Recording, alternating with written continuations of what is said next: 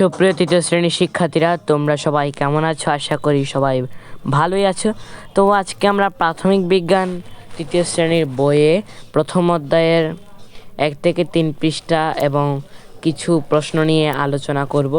তো তোমরা শেষ পর্যন্ত ভিডিওটি দেখতে থাকো আর ভিডিও শেষে একটি লাইক দিয়ে যাও। আর চলো আমরা মূল ভিডিওটি শুরু করি।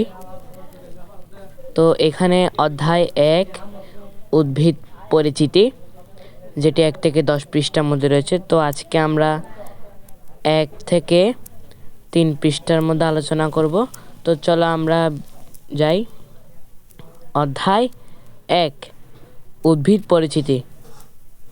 পৃথিবীতে নানা রকমের জীব আছে। উদ্ভিদ এক ধরনের জীব।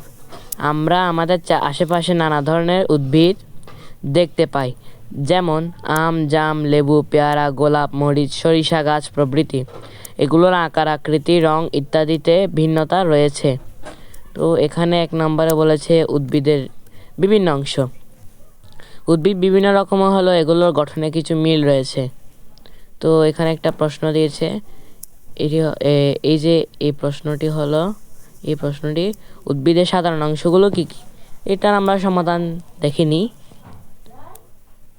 উদ্ভিদের সাধারণ অংশগুলো হলো মূল, কাণ্ড ও পাতা। তো আমরা চলে যাই। এখানে যা করতে হবে: 1 শ্রেণীকক্ষে বাইরে গিয়ে কিছু পরিচিত উদ্ভিদ ভালোভাবে পর্যবেক্ষণ করি। 2 নিজের খাতায় একটি পরিচিত উদ্ভিদের ছবি আঁকি। 3 ছবিতে গাছের প্রতিটি অংশের নাম লিখি। 4 নিজের আঁকা ছবিটি সহপাঠীদের আঁকা ছবির সঙ্গে তুলনা করি। তো এখানে উদ্ভিদের সাধারণ অংশগুলো সম্পর্কে আরও কিছু জানি। প্রায় সব উদ্ভিদেরই মূল, কাণ্ড এবং পাতা থাকে। কিছু কিছু উদ্ভিদ আবার ফুল ও ফলও থাকে। তো আমরা উদ্ভিদের সাধারণ অংশগুলো নিয়ে আলোচনা করব। তো হচ্ছে মূল। উদ্ভিদের মূল বা শিকড় সাধারণত মাটির নিচে থাকে। মূলের মাধ্যমে গাছ মাটিতে আটকে থাকে। মূলের গাছকে সোজা হয়ে দাঁড়িয়ে থাকতে সহযোগিতা করে। কাণ্ড। মাটির উপরে উদ্ভিদের প্রধান অংশ কাণ্ড। মূল ও উদ্ভিদের অন্যান্য অংশের মধ্যে সংযোগ স্থাপন করে কাণ্ড। এতে শাখা, প্রশাখা, পাতা, ফুল ও ফল থাকে। পাতা। অধিকাংশ উদ্ভিদের পাতা চ্যাপ্টা ও সবুজ হয়ে থাকে।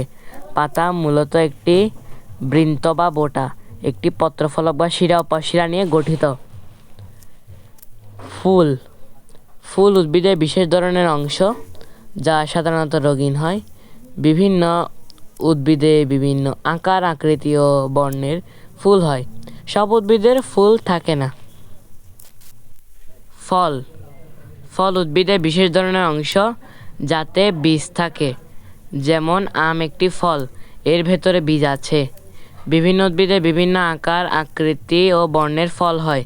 সব উদ্ভিদের ফল হয় না। এখানে 2 নম্বরে দেখা যাচ্ছে উদ্ভিদের বিভিন্ন অংশের কাজ। ইতোমধ্যে আমরা উদ্ভিদের বিভিন্ন অংশ সম্পর্কে জেনেছি। প্রতিটি অংশ উদ্ভিদের জন্য গুরুত্বপূর্ণ।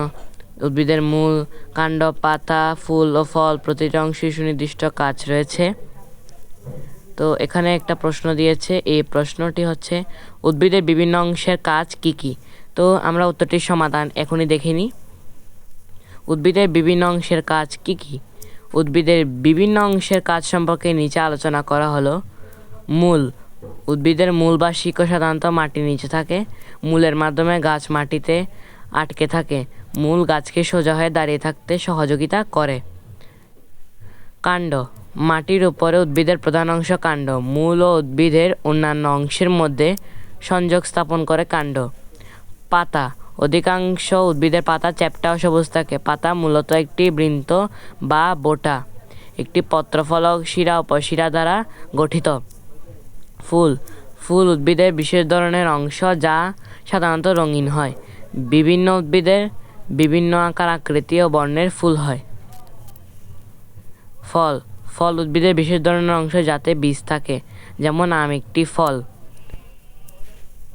তো আমরা এই প্রশ্নগুলো জেনে নিলাম। এখন আমরা দেখি এখানে